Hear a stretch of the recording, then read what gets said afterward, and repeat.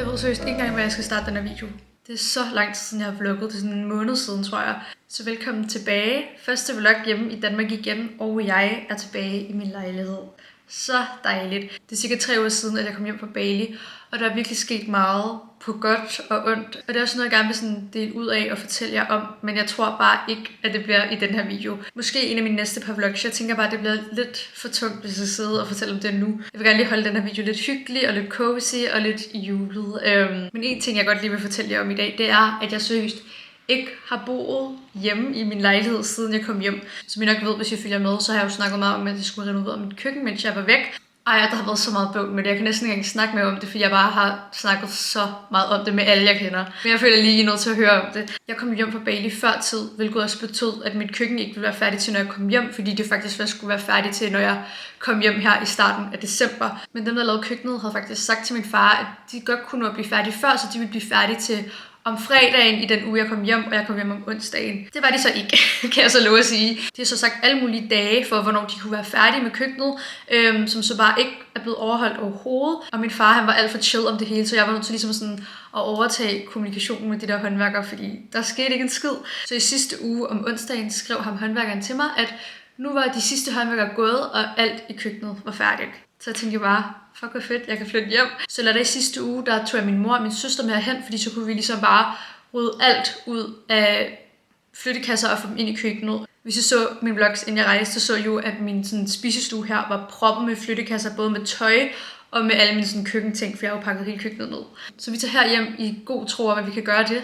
Men køkkenet er overhovedet ikke færdigt, når jeg kommer hjem, så jeg ved ikke, hvorfor han nogensinde ville skrive det til mig, fordi køkkenet var langt fra færdigt. Og status er nu, at den sådan originale dag for, hvornår de skulle være færdige med køkkenet, var i mandags, altså den 1. december, og de er stadig ikke færdige med køkkenet. Der foregår virkelig mange ting i mit liv, ud over det med køkkenet, så derfor har det med køkkenet også bare fyldt rigtig meget, fordi jeg ikke har kunne bo herhjemme, fordi jeg ville ikke have kunne lave mad eller have noget i køleskabet eller whatever, I forstår. Så indtil nu er jeg faktisk boet hos mine forældre. Jeg har faktisk ikke sovet i lejligheden endnu. Det har også været virkelig dejligt. Jeg er virkelig taknemmelig over, at jeg har en familie, jeg kan bo hos, når jeg ikke kunne bo her, og jeg har en familie, jeg godt kan lide at være sammen med. Og uanset hvor meget man godt kan lide sin familie, så kommer man jo også lidt til et punkt, hvor man bare gerne vil hjem til sin egen lejlighed. Så fra i dag af er jeg altså officielt flyttet hjem, selvom mit køkken faktisk ikke er helt færdigt. Der mangler greb på alle sådan låger og skuffer, og der mangler noget bordplade, halløj, og så mangler der sådan lidt andre små ting. Men altså, man kan se, at det bliver sindssygt flot. Men jeg tænker bare ikke, at jeg vil vise jer det, før det er sådan 100% færdigt. Så i næste vlog forhåbentlig kan jeg vise jer sådan opdateringer i lejligheden. Og jeg har faktisk også fået bygget et indbygget skab ind i soveværelset, mens jeg har været væk. Så det kan jeg også lige vise jer i næste vlog. Så stay tuned for næste vlog. Shit, jeg føler, at jeg snakker der ud af her til morgen. Men det føler jeg måske lidt, jeg har haft brug for. Jeg har virkelig savnet at vlogge. Jer, der kender mig, I ved, at jeg er verdens største juleelsker. Altså jeg elsker jul, og jeg starter sådan med at høre julemusik i sådan september-oktober. Så der var det seriøst pin mig, at jeg ikke kunne pynte op i mit hjem til jul. Det er jo sådan noget, jeg vil gøre midt november-agtigt, hvis jeg kunne. Men i går var jeg lige forbi lejligheden med min lille søster, hvor jeg fik sat mit juletræ op i. Altså, jeg synes, det er så smukt. Jeg plejer jo hvert år at gå ud og købe et rigtigt juletræ og sætte op i lejligheden. Og jeg kan ærligt talt også bedst lide et ægte juletræ, for der er ikke noget som et ægte lækkert græntræ. Men det fælder bare så meget i lejligheden. Altså sidste år, der var hele min lejlighed fyldt med grænnål, som jeg skulle støvsuge op.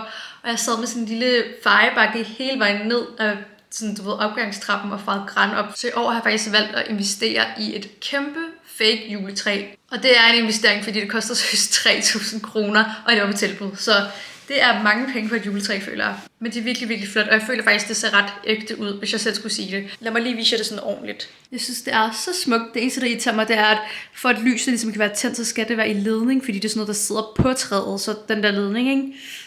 Den ignorerer vi. De sidste 2 år har jeg holdt meget sådan traditionel julefarve med rød og grøn og sådan noget. Men i år har jeg valgt den her kombination. Jeg har valgt at binde en masse af de her blonde sløjfer på. Det synes jeg seriøst er så flot på træet. Så jeg er meget, meget tilfreds med mit juletræ. Det eneste er, at det er sindssygt bredt i bunden. Altså virkelig bredt. I kan se, at jeg virkelig har skubbet min sofa helt op ad væggen herhen. Normalt plejer den jo sådan at stå mere sådan i midten. Så det ser lidt funny ud, men der skulle jo være plads til juletræet. Så. Men jeg kommer jo lige fra mit forældres hus her til morgen, og jeg havde noget julepynt derhjemme, som jeg ikke havde fået taget med i lejligheden i går. Så jeg tænker lige, at vi kan pynte det aller sidste op. Jeg Jeg har blandt andet den her flotte adventskrans, som jeg selv har lavet. Jeg synes virkelig, den er flot. Jeg har bare ikke lige haft tændt den endnu, men det er jo anden advent i dag, så i dag kan jeg lige tænde 2. Og så har jeg faktisk også købt de her julekugler i Søstrene Grene, som jeg heller ikke har fået hængt op, så dem kan jeg lige putte op på træet. Og så har jeg også lavet de her 2, som jeg tænkte kunne være ret fine at hænge op, måske enten i noget blondesnor eller i det her sådan silkesnor.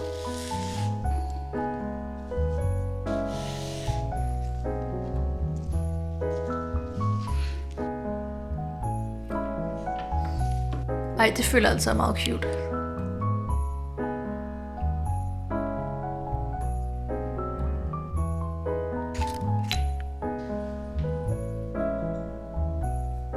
Jeg har pyntet færdigt, og det gør mig seriøst så glad at være i den her lejlighed, når det bare er sådan helt jublet til. Jeg blev i så godt humør. Det er som sagt anden søndag i advent i dag, og derfor så har jeg inviteret min familie til sådan lidt æbleskive adventhygge herhjemme. Jeg havde faktisk inviteret dem til sidste søndag, men mit køkken var jo sådan langt fra færdigt der, så det blev ikke rigtig til noget, så jeg rykkede det til den her søndag. For selvom køkkenet ikke er sådan 100% done, så kan jeg stadig godt bruge ovnen, og jeg kan bruge furet og sådan, så det er perfekt. Så derfor kommer mine forældre, mine søskende og min farmor her klokken 1 til lidt æbleskivehygge og gløgg og det hele. Men der var jeg også planer om at dække et rigtig sådan flot julebord herinde i spisestuen.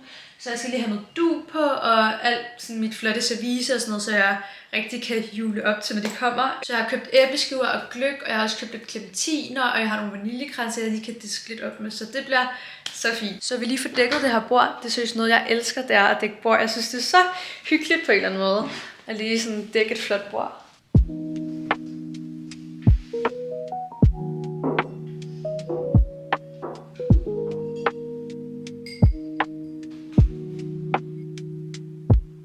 Jeg tænker, at æbleskiverne kan komme på det her store fad, og så kan jeg putte nogle clementiner op i den her, og nogle vaniljekranser op i den her. Nu kan I lige se et sneak peek på bordpladen, som jeg har i køkkenet. Det er sådan en virkelig flot stenplade, jeg er virkelig forelsket i den.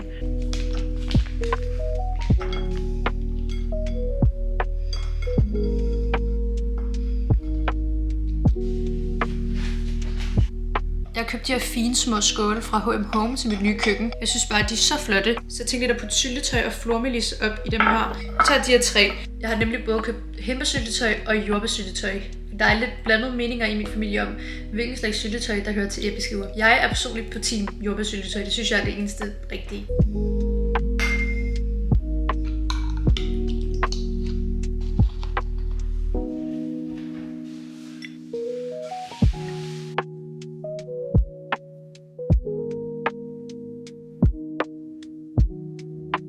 Min familie er kommet, og min mor er kommet med en lille værtindegave, som er en mistelten. Så det fik jeg faktisk også sidste år, da jeg holdt adventshygge, så det føler jeg er blevet lidt en tradition. Så den skal ind og hænge i min stue nu. Så fint. Og jeg har tændt ovnen på 200, så nu sætter jeg æbleskiverne over.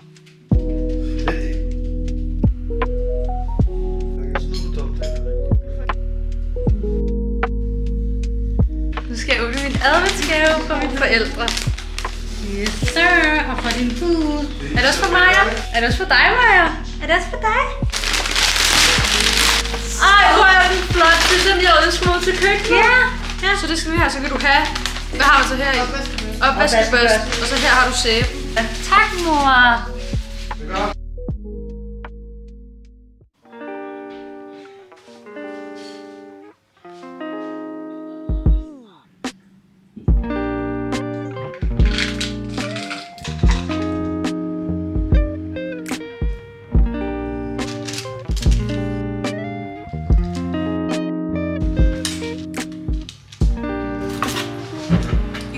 Sådan en koldhed bolledej, så jeg kunne lave friskbagte boller til mig og Viggo her til morgen. Så jeg lige sat den første plade boller i ovnen, så de kan lige blive bagt, og så kan vi få en lækker morgen her til morgen. Jeg har jo fået ny ovn og det hele, så jeg har faktisk kun én bageplade lige nu, så jeg er lige nødt til at bage den første portion, og så bage den næste portion, når de andre bliver taget ud. Jeg havde så meget stress på, da jeg vågnede, fordi jeg troede, jeg skulle til et møde klokken 9, så jeg var sådan, jeg havde lidt stress på med, at jeg skulle bage boller eller sådan noget inden. Men jeg skal faktisk først på møde klokken 10, så det er virkelig lækkert. Jeg har god tid her til morgen, det er så dejligt. Så her til morgen så er det i hvert fald bare på en dejlig slow morning. Jeg har lige skrevet i min journal og taget min morgenvitaminer og det hele, så nu venter vi bare på, at vi kan spise morgen.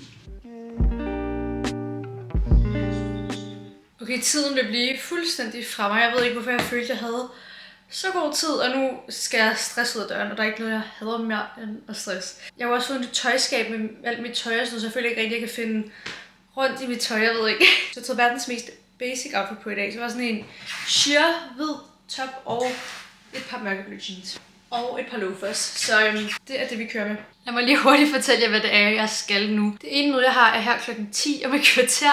Og det er egentlig bare med en fra mit agency. Vi skal bare have noget, der hedder PP-møde, hvor vi ligesom snakker stats og ja, sådan forskellige statistikker for alle mine profiler. Heldigvis skal vi bare mødes på en kaffebar, som ligger ret tæt på min lejlighed. Så det er lækkert. Og så bagefter skal vi sammen hen til et møde med Redken, som jo er en af mine faste samarbejdspartnere. Det er altid meget dejligt sådan lige at se dem i øjnene, som man sådan samarbejder med, og bare sidde og snakke, og ligesom sådan snakke om, hvad der fungerer i samarbejdet osv. Så det er det, vi skal i dag. Det skal nok blive super godt. Vi kan også tage leopardfrakke på i dag. Ja. Siger du ja? Ja. Vi kunne godt lide den her frakke. Den er helt ny.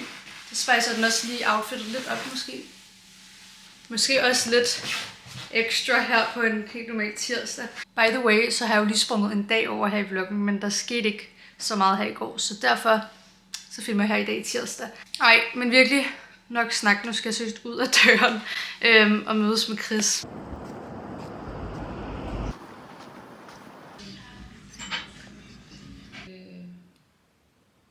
Jeg er back home, og jeg har lige taget en sweater ud over min bluse, fordi jeg begynder at fryse lidt. Jeg føler, at det var lidt for koldt bare at den her tynde bluse på ind under min jakke. Begge møder gik super godt. Det første møde var ikke sådan noget særligt, men mødet med Redken gik virkelig, virkelig godt. Vi fik bare talt om sådan kampagnerne for det næste halve år, og så fik vi også talt lidt om de forskellige sådan launches, som Redken kommer ud med her i det kommende år. Så virkelig spændende, og jeg glæder mig virkelig til alt, der er i vente næste år. Det bliver så godt. Og så var jeg så heldig at få denne her med hjem. Og jeg har seriøst aldrig mærket noget så tungt. Ej, okay. Overdrivelse, men den er så tung. Jeg gik sådan her med den hele vejen hjem, and it was heavy. Jeg har bare fået lidt lækre hårprodukter inden for Redken af.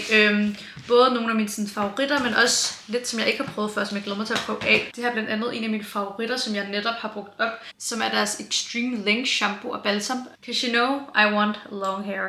Apropos det, så er vi lige været til frisøren i sidste uge, hvor jeg fik klippet mit hår, selvom jeg var sådan sagde til mig selv inden jeg til frisøren. Jeg vil ikke klippes, jeg føler ikke engang, det er så lidt slidt, og nu vil jeg gerne have langt hår, så jeg skal ikke klippes hele tiden. Og så bliver jeg klippet. Så dumt. Men der er alt muligt spændende her i, som jeg glæder mig rigtig meget til at teste af. Og vi fik også en lille frokost for Joe ind til mødet, så det var så lækkert. Jeg kan mærke, at i dag bliver sådan en dag, hvor jeg spiser rigtig meget, og jeg har lyst til sådan mad. Men planen er nu, at min søster næsten lige har fået fri fra arbejde, så hende skal jeg mødes med her om lidt, fordi hun skal hjælpe med at skyde noget content til NAKD. Jeg skal nemlig have skudt nogle stories af et outfit, som jeg skal sende til godkendelse her i overmorgen. Men jeg vil helst gerne sende afsted i morgen, hvis det hele går som småt. Lad mig lige vise en jakke, jeg skal skyde. This one. Jeg har faktisk lidt noget, der minder om bare med sådan en hvid pels i stedet for sort. Men det er sådan en sort, lang læderfrakke, og så er der sådan her pelsdetaljer. Sådan i kraven og for enden af armene, og jeg synes, den er så flot. Jeg føler nogle gange, det er meget dejligt at have sådan lidt sådan ekstra jakker, sådan især om vinteren, fordi det kan bare et eller andet til et outfit. Så den der er jeg vild med. Så det skal Emily hjælpe med at skyde med, og så kan det være, at vi tager ud og får en kaffe, eller et eller andet lækkert bagefter som en lille treat, og tak for hjælpen til hende. Og vi har faktisk også planer om i aften at mødes med vores storebror, og så tage ud og spise noget ramen sammen. Det er lidt for sjældent, at vi sådan laver noget alle tre sammen, og ikke kun mig og Emily. Så, men jeg vil få skiftet tøj lige, gøre mig lidt klar, sådan, og så vil jeg mødes med Emily. Så er jeg mødtes med Emse, og vi er på vej ud for at lave lidt julehyggeri. Jeg ved godt, det sidste I så, som var i forgårs, eller ikke det sidste I så, men det I så i forgårs, så var jo, at vi var hjemme hos mig og spise æbleskiver. Og nu skal vi faktisk hen og have æbleskiver igen. Men man må jo godt, fordi det er december. Så vi har tænkt os at tage hen på mad og kaffe og dele en portion æbleskiver, fordi deres æbleskiver ser virkelig gode ud. Så lidt søsterhygge, det har jeg brug for.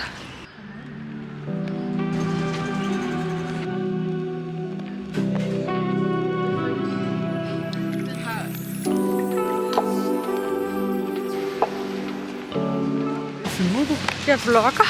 Ej, folk sidder bare i vinduet og sådan noget. Jo, der skal nok være plads. Er du sikker? Nej, men nu må vi se det.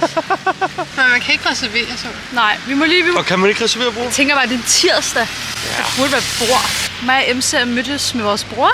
Vi skal nemlig have sådan en lille søskende aften. Så vi har tænkt os, at vi skal spise på Ramen Tobiro, fordi de har ikke prøvet det før, og jeg synes, det er så lækkert, så nu krydser vi fingre for, at der er bord.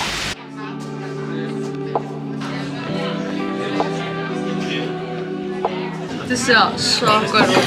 Til at tage sådan en ordentlig nudelbid, og det der kød smager sygt godt. Vi har alle tre bestilt en spicy miso-ramen, og Philip har valgt level 3. Og mig og Emily har valgt level 1, og jeg synes, det er stærkt med 1. Ja, det er det, jeg siger. Jeg har nemlig fået 1'eren først, så den er mega stærk.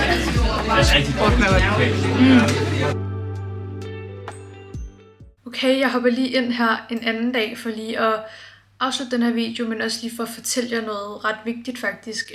Jeg havde jo egentlig besluttet mig for ikke at snakke om det i den her video, men jeg tror ikke, det bliver nemmere at vente, og jeg tror også bare, det er bedst bare at få det sagt med det samme. Og det er noget, jeg har sådan lidt svært ved at fortælle jer om, men jeg føler, at I er nødt til at vide det, fordi det er noget, der fylder så meget i mit liv, og kommer til at fylde så meget i det næste lange stykke tid. Hvis I har fulgt med på sådan hele min Bali-rejse sammen med min kæreste Viggo, så ved I jo nok godt, at han blev syg dernede, og faktisk var sådan lidt syg on and off det meste af vores tur. Det startede bare med, at han havde fået en virus dernede, som mindede sådan lidt om Bali-belly og sådan noget, men han blev aldrig sådan 100% rask. Og han endte jo faktisk også med at tage hjem en uge før mig, fordi at der var nogle læger herhjemme, som anbefalede ham at tage hjem eller at lade sig indlægges nede på Bali. Og vi har så fået den forfærdelige nyhed om, at Viggo desværre har fået leukemi. Det føles så forkert og urealistisk at sige højt. Det havde vi jo aldrig nogensinde troet, da vi var nede på Bali, så det føles bare så sindssygt, at den situation, vi står i lige nu. Vi fik det her at vide for lidt over 3 uger siden i dag. Han blev nemlig indlagt et par dage efter jeg kom hjem fra Bali, hvor at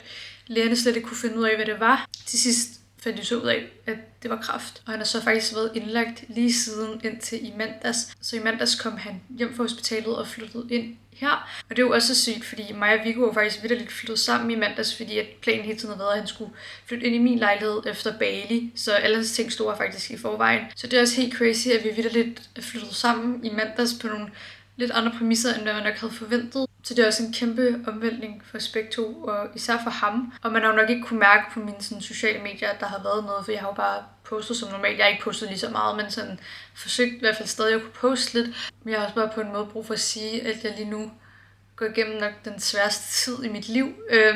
Jeg har jo snakket ret åbent om, at jeg havde en ret hård tid på Bali, og ikke havde det sådan super godt mentalt. Og det er jo så bare blevet endnu værre, efter jeg kom hjem, så det er ikke fordi, at jeg har det sådan sygt godt lige for tiden.